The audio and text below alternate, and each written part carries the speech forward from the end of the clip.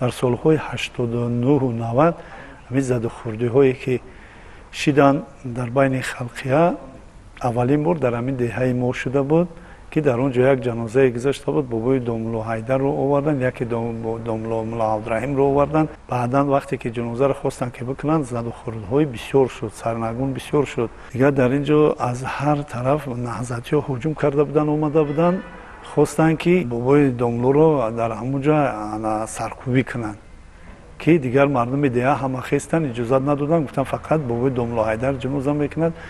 наҳзатиҳо ба ҳар роҳе писари ҳамон маитро гуфтанд ки шумо дар вақте ки маита ки бурдем мебироед дар ҳамон ҷо мегӯед ки падарам васият кардагие ки мисол фалони ҷанозаи маро бихонад. баъдан дар он ҷо мардуми деҳа хостанд ки домулло Абдураҳим ҷаноза кунад.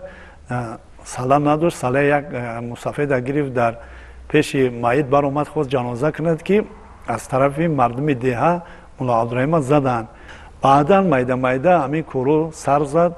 ино аввал ба номи ваҳобия буданд, наҳзатӣ будастаю, ҳамин мардума ба ҳар равия мегирифтанд, мебурданд. бисёр бачаҳоро, бисёр ҷавонҳоро фиреб мекарданд, ба рӯи бад мебурданд. ҷангу ҷанҷолҳо бисёр задухӯрдиҳо бисёр мешуданд. мерафтанд аз душанбе ҳар ҷанозае набуд ки инҳо дар он ҷаноза омада ҷангу ҷанҷол намекарданд.